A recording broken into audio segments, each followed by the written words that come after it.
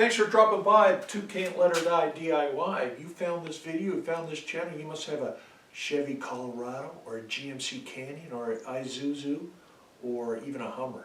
That's what this is, a 2005 Chevy Colorado. It's been a great truck, 19 years old, 443,000 kilometers, can you believe it? But it's quite dangerous right now. I got no brakes, I mean like nothing. Zippo, nada. It was so dangerous to even get into this garage here. I gotta figure out what's going on. I gotta get this back on the road.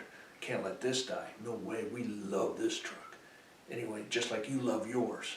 Why don't you throw on some old clothes? I'll throw on my old clothes. We'll be back here in 5 minutes. I'm gonna get underneath this truck and find out if it's leaking brake fluid. We're gonna find out what's going on with this and fix it ourselves. You got this, you do. Hey, I'm glad you're back. I want to get you in here and show you what I found. Follow me. Just to get your bearings, this is the battery. This is the brake fluid canister where you fill it up with brake fluid, and the master cylinder down there. This right here is the ABS unit, and that sends all the brake lines to the different brake areas. So these are all brake lines coming out of here. So that's where you can start to try to find where it's leaking. These look in great shape. They're not even rusted. So you know it's generally in an area where it's getting some rust. So I did get lucky. I got someone to push the brake pedal while I was looking in here. And I don't want to do it again. But I have determined where the leak is. If you go down below the brake canister, below the master cylinder, straight down, you see two brake lines coming off of there. Can you see that? See my pointer? It's hard for me to see and film it, but the first one is right here. Okay, let's see. All right, there. You can see it now. The first one drops straight down here like that. It's not that one. It's the one below it. So it's this one right here. It goes below. It attaches to the frame right there. And it's right, you can see a glob of rust right below that pointer. Right there. And that is where it's squirting straight up from there and dripping down. So that is where my leak is. Right there. Let's see if I can zoom in. Right there. So not the closest one to you, to the camera, but the one below that. You can see a glob of rust all around it, and that is where it's leaking. Now this brake line, if we back up, goes along here, down around here, and goes down through there, down in this, right there. Now you can access that easier from the wheel well. So I'm going to get you down along the wheel well now.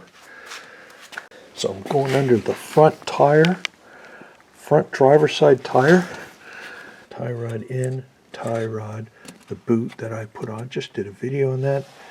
There is a PB blaster dripping down here because the brake line is right up there. Now, we're going to have to remove that rubber splash shield right here. Get this out of the way, and I'll show you. Okay, so if you turn your tire to the left, making a left turn hard, you'll get most of the tire out of your way. You won't have to jack it up and remove the tire. Now we got this splash shield right here in the way.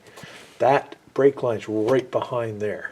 I removed one of the push pins with this little C-clip here. It works pretty good. It's for removing C-clips, but I also use it for push pins. Get in there, pull that out like that. So we didn't break it, that's good. We'll be using that again. And now we can get this out of the way. And voila, right there. Right there, that's the culprit right there that is leaking. So, and these brake lines are 3/16 of an inch. You can also get a 1/4 1/4-inch brake lines, which it appears to be 1/4 here, but it has some sort of protective rubber coating on the 3/16 brake line. So it's an actual 3/16. It looks like 1/4. So don't make that mistake. Don't buy 1/4 brake line because it looks like 1/4 there. It's actually 3/16. It's the smaller one. And these are 10 millimeters, these fittings. So I got to get this fitting off right here, and it's a bugger. It is not coming. So I have it soaking in PB Blaster. I just gave it an initial try last night. Oh, that's my phone call. Gosh, never fails. And we'll try to keep this out of our way. Which I think I can hook it in there. Hook it right on the tire there. The tire will hold it. Right there. And we're going to put some PB Blaster on it. Get another nice little, might have to take that off. And that's where it is down here. So it's easy to access it from your wheel well. And I guess the first thing we should try to get it off with the 10 millimeter box wrench. It's a thick one, so it's got a good bite, but I don't want to round this off. And these are, oh, no, that is rounding. That is sliding on the, okay. Can I tighten it up and just break the bonds of the rust? No. Okay, that's what I expected. Now you don't want to keep going with this and round off that bolt, that fitting. You do not want to do that. It's going to be seized in there. It's also seized over here in there. So it's seized. We're going to have to, since we're not saving the brake line, we already know the brake line has a leak in it. We can cut it right here, and then we can put a socket on there. And a socket is less likely to round that bolt. Not impossible, but less likely, because it has, instead of having 2 sides, 3 sides here, it has 5 or 6 hexagonal contact points to turn that bolt. So we're going to go with the socket. With my wire clippers, I'm going to try to snip that close to the fitting. Got it. Okay, with your 10 millimeter socket, or 3/8 if you're in the United States, but we're in a metric country, so our trucks are mostly metric sizes. That 10 millimeter should fit on there, but it is rusted, so I think I want to pound it on a little bit. Okay, we're on there tight. Let's zoom you out a little bit so you can get the full appreciation of the action. And we want to hold on to this bracket. And come on, baby. Don't fight me too hard. Oh!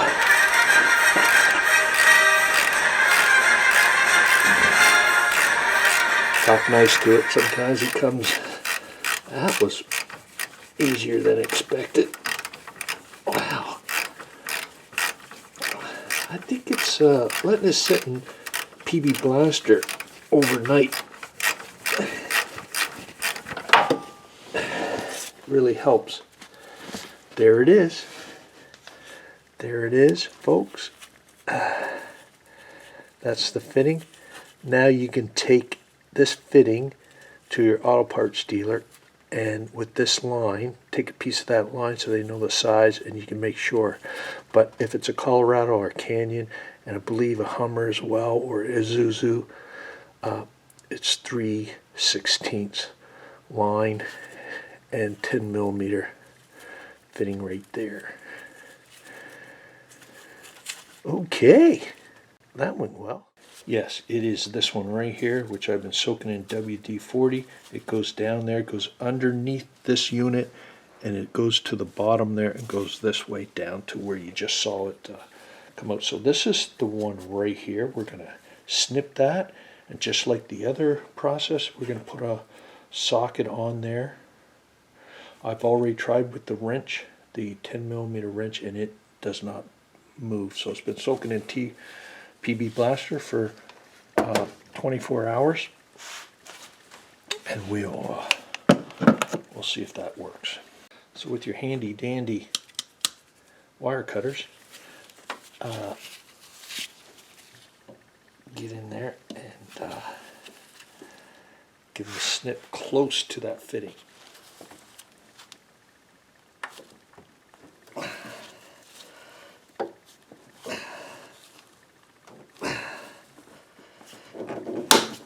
There we go. That is done. There. Now it's really loose, which should be, and this one's not. Good.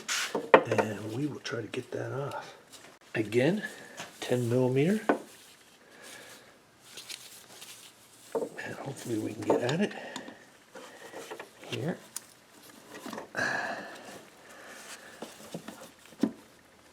And remember, don't try to get it off with your socket only half on, because that's a sure way to strip that bolt.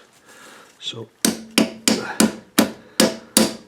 try to pound this on so we have solid contact between the socket and that partially rounded off fitting.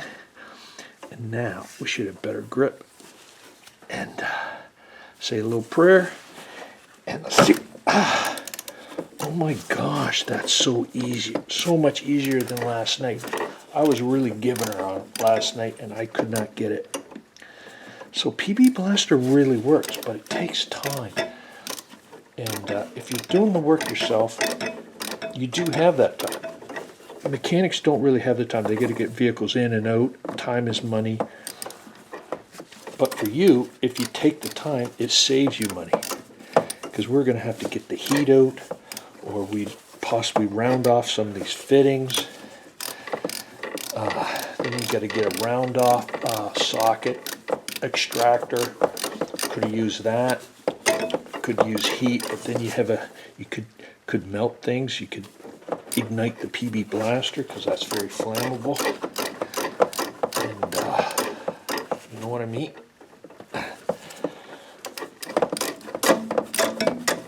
So it's really good. Sometimes it's nice to have patience or have time to do that. And there it is.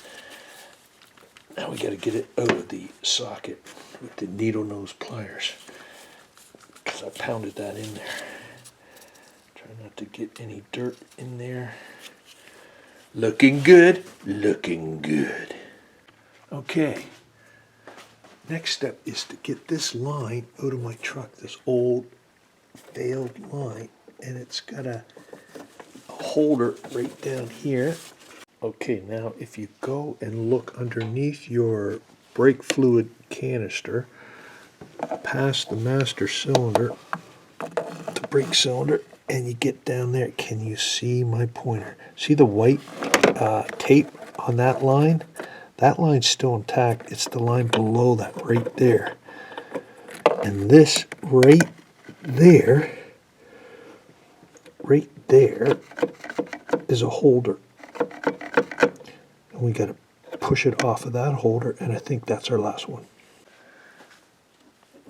Okay, so I will push that off, that little clip down there. You can reach it. Which way does it come off? Straight out. It's got a good bite on it. There, hear that snap? So it just snaps off. And now there's nothing holding that line in there, but is all tangled. I think the easiest way is to push it down from the top and pull it out the wheel well. The problem with this one, it has several hooks on it. Do you see that? Look, it goes up like this and down and around and hooks again and goes around, takes another 90-degree turn way down in there. So I'm going to cut all that out so it easily slides out. I'm going to cut as far in there as I can, give it another snip, so this stuff doesn't hook on everything.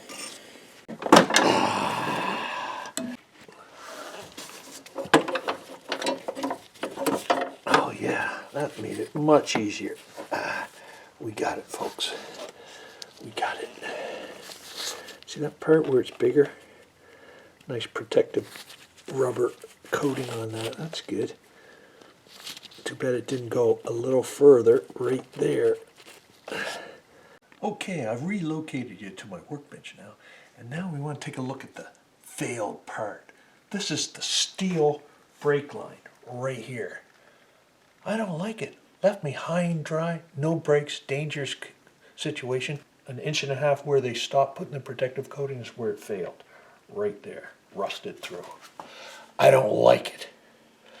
If I don't appreciate, I incinerate. I fired up the incinerator over there. Oh yeah, she's humming. Stand back, put on eye protection, because here we go.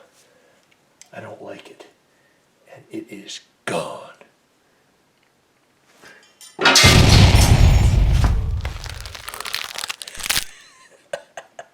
I love that. That is so much fun. Let's do it again.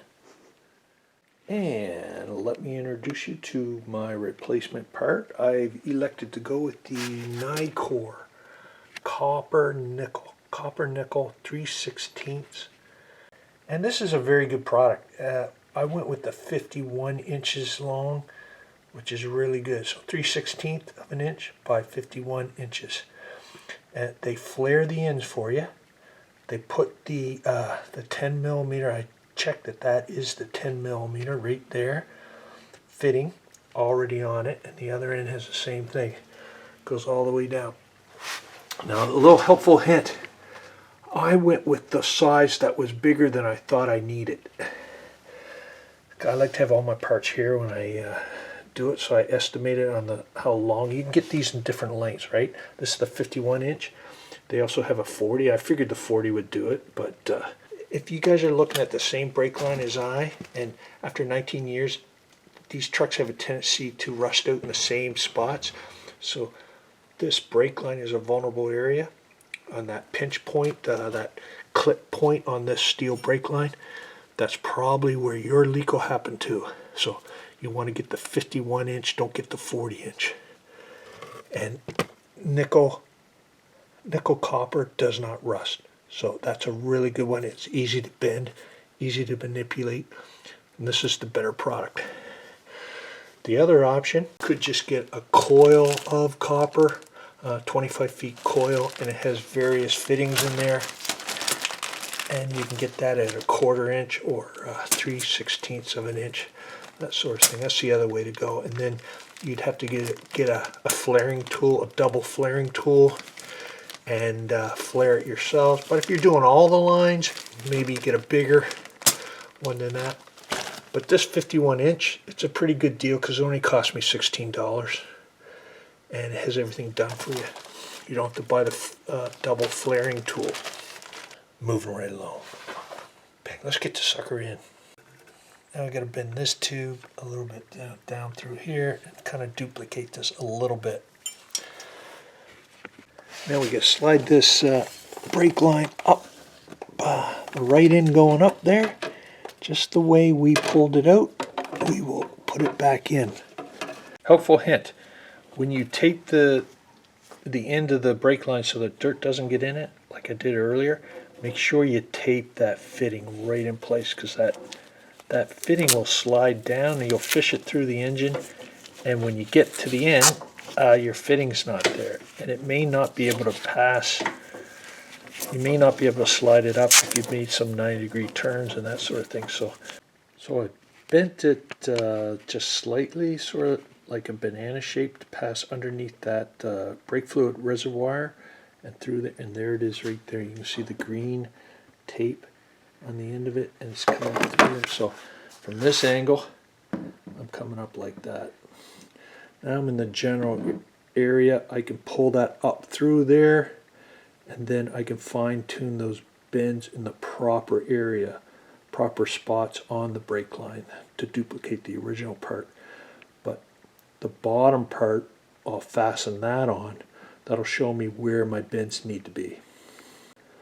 Alright, hard to explain, easy to do. Okay, I have fished that through right there. It's in the general area it needs to be, up close to the holders that I will be making sure I utilize those 2 holders and all that. Let's take a look and see what it looks like on the other side, underside. Okay, we're getting close here, folks. Manipulate this. Get that in there nice and straight. It has to be straight. Ideally, you want to start this with your fingers. I'm going to try to get both hands up there. I'm having a hard time getting both hands up there and giving you guys a shot so you can see it, but all right, there, that's easier. Now I got more strength because it's straight and it threads in easier. Now it's finger loose. So I have that straight now, folks. And I got it pushed in as far as I can. And now it's almost time to get a wrench on that. Get my hand up in there, holding it straight. And now I will. Got some rust in the mouth. Yummy. Get my iron for the day. Rusty iron. And then we screw that on until it bottoms out. Okay, we're starting to get the bottom out. So what they want is to bottom it out. Then they suggest that you loosen it up.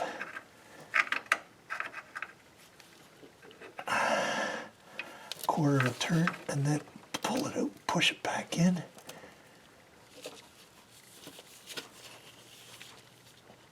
And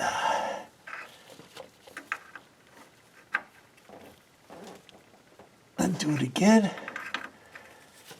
and then loosen it up a quarter of a turn, pull it out, push it back in, keep it nice and straight the whole time, and then tighten her up. Good. There. That looks straight. My wrench slipped off there. How tight is that? That is snug and then some. And that's it. And top side looks like this. There's the end of my brake line. It goes way past where it needs to be, which is great because we haven't put the curves in it yet. Okay, I have it in the first holder right there. Remember the holder right underneath that white tape that's on the old brake line? And my new installed brake line goes right underneath it in that clip right there. So push it down all the way so it seats, and then we will use our seat process, same as on the other side, bottoming out there. So they want me to unloosen it a quarter of a turn, hold it straight, crank it back again, and we'll do it one more time. Holding that down, holding that straight, and cranking it.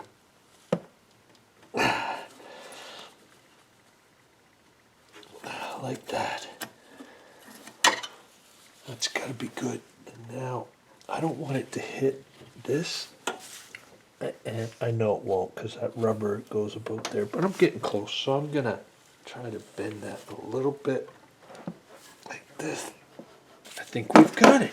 I got this, you got this, we all can do this. Ah, lovely. We may have brakes. Got to fill the canister. We may have to bleed the brakes and get all the air out of the brake line. Okay, I got this all installed good on both ends, and we topped up the brake fluid, and I bled it right here because this line continues on, doesn't go to this wheel, it goes all the way back to the back end. The air pocket is going to be right here, so I bled this all out right here. I'm pretty confident I got 99% of the bubbles out. There may be a bubble right here, but it's a long ways away, and it may work its way up to the ABS unit. So It's a good seal. It's not leaking from here or up above, so that's good. And I'm pretty happy with this. So now I'm going to put it all back together. You got this. You can bleed it right here. Here's a little helpful hint that I often do. Anytime I'm working on my truck, when I'm all done, I do some undercoating. Anytime I have these splash guards off. So I've done all this, all up and around there with, this is fluid film. It sticks a little bit better. I do have a video on that, but if you can get it right inside this frame here. I've already done it, so I'm pretty much done. But you get all this fluid film living inside your frame. Will help prevent your frame from rusting out and anything else here. Okay, I got my truck all put back together, got the tire on. I torqued it down to 100 foot-pounds on the lug nuts. She's all ready to go. Now we got to take it for a test drive. I got to check the brakes. So I'll test it out in the driveway at first, and then if that's all good, I'll take it on the road and really lock her up and see how she performs the brakes, that is. So hopefully you learned a trick or two on this, and hopefully I was able to help you out with your vehicle. Give me a thumbs up or leave some comments there. Maybe some good ideas for videos in the future and that sort of thing. You got this. This was not hard and not many tools. You got it. You do.